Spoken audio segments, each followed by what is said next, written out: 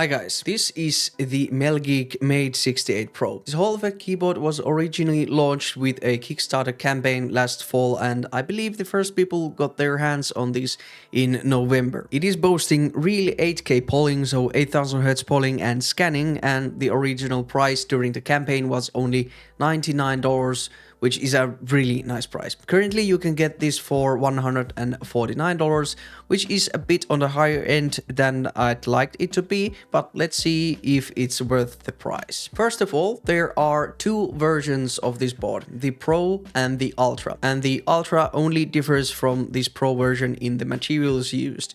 The Pro version has a fully plastic case with some double shot ABS keycaps, and the side panels that are removable and interchangeable are probably made from aluminium. The Ultra, on the other hand, has a metallic case, PBD keycaps and forged carbon side panels, but costs $50 more. MelGeek also sells those aluminium cases and a wide variety of different side panels, and also these light diffuser bars. So if you go with the Pro, you have some nice customization options afterwards. I haven't seen any third-party options available yet for these, so you are still limited to what MelGeek offers. From the outside, this keyboard looks very nice, and I think they have nailed the design on this board. The huge RGB light bar is actually very tastefully done, and it suits the overall aesthetic of this keyboard. This purple one, of course, gives a purple tint to every color you set it in the software, but yeah, even for me, and I usually dislike most of the RGB stuff, this looks very nice. The keycaps in the Pro version are double shot ABS, but the quality is honestly not the best around. The legends are kind of wonky at some parts, and the font thickness varies a bit between different keys. I think some of these impressions come from the font they have used, which is a kind of a blocky type of text, and of course when there is some variance on a part where your eye expects a straight line, it kind of stands out. Inside the case, MelGeek uses silicone as the layer between the aluminium plate and the PCB, and there is also a huge slab of silicone on the bottom of this case. They also use the same type of spacebar silicone that Nufi uses, which is of course a nice addition. These measures are still not enough to make the sound very pleasant with the plastic case and the switches they use, which are the TTC King of Magnetic switches, which I made a separate video some time back. These switches are known to be pretty much the best when it comes to the stability, with extremely low dead zones and rapid trigger settings, but they sound pretty clacky out of the box.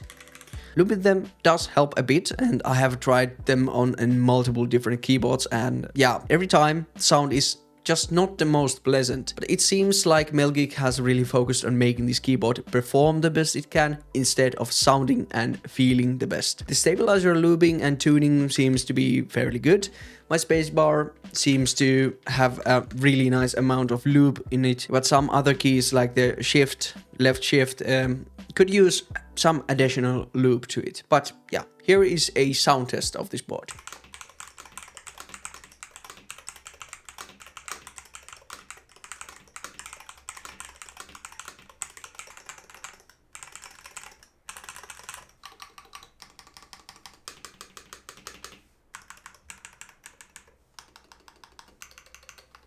When it comes to sheer performance, this board was a huge surprise to me. I managed to get my X-Lat solenoid rig to work with most of my keyboards now, and I will do a separate video going over my results, the test setup, and does those numbers even make a difference. But this board in my tests beat even the Wooting 80HE and the Venom 60HE. Difference between this one and those is, however, very tiny, like 0.1 milliseconds, which won't really matter in practical use, but still very impressive stuff. Configuring this keyboard happens on MelGeek's web driver, the MelGeek Hive, where you have pretty much everything you would want there to be: different profiles, lighting settings, trigger point and rapid trigger settings, and also dynamic keystrokes, SOCD, QRT that does a certain function when a button is pressed and another when it's lifted. All these settings seem to work as intended, but for some reason the dynamic keystroke setting was kind of hard to configure to work as intended, but honestly I don't personally see the point of using that for FPS games, so overall I consider the software to be pretty good. One big thing is also the auto calibration function that we have also on the other top tier keyboards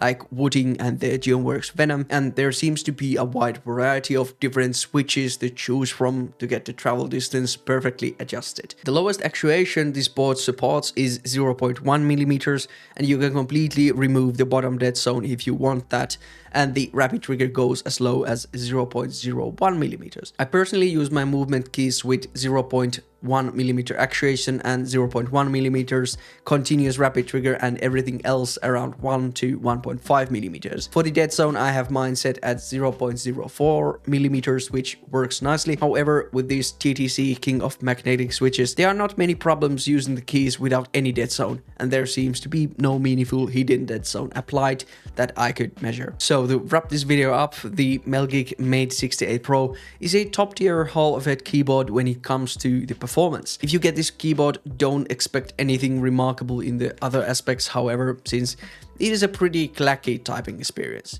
For strictly gaming purposes, I can recommend this keyboard, but I would still like the price to be reduced a bit from the $150 this currently runs at, since that would make this a lot more appealing for buyers. Yeah, that is it for this video. Thanks for watching and see you on the next one. Goodbye.